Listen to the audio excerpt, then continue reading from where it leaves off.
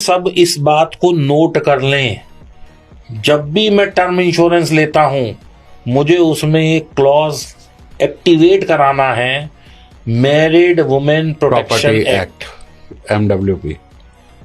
वो क्या है वो भी मैं आपको बता दूं। मेरे पास 1 करोड़ का बीमा है, मेरी मृत्यु हो गई, मेरे घर वालों को ये पैसा मिल गया, लेकिन मेरे पास कुछ कर्जे थे जो मैंने बैंकों से ले रखे थे, तो ये पैसा वहां चला जाएगा, यानी मेरे लोन्स के अगेंस्ट ये सेटल हो जाएगा, मेरे घर वालों को कुछ नहीं मिला। लेकिन यदि मैं ये एक्ट को एक्टिवेट करा देता हूं, जिसके कि कुछ पैसे नहीं लगने, सिर्फ मेरी अवेयरनेस का टेस्ट है, ये एक टिक मार्क ही होगा, सिर्फ एक टिक मार्क ही करना है। अगर मैंने वो कर रखा है तो मेरे मरने के बाद कोई भी मेरी लायबिलिटी के अगेंस्ट में ये पैसा मेरे वाइफ से, मेरे बच्चों से कोई नहीं ले सकता।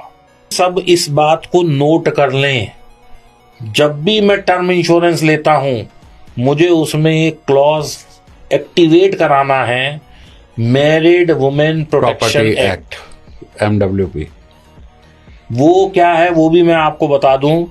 मेरे पास 1 करोड़ का बीमा है, मेरी मृत्यु हो गई, मेरे घर वालों को ये पैसा मिल गया, लेकिन मेरे पास कुछ कर्जे थे जो मैंने बैंकों से ले रखे थे, तो ये पैसा वहां चला जाएगा, यानी मेरे लोन्स के अगेंस्ट ये सेटल हो जाएगा, मेरे घर वालों को कुछ नहीं मिला।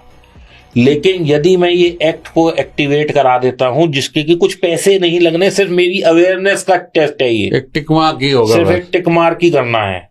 अगर मैंने वो कर रखा है तो मेरे मरने के बाद कोई भी मेरी लायबिलिटी के अगेंस्ट में ये पैसा मेरे वाइफ से, मेरे बच्चों से कोई नहीं ले सकता।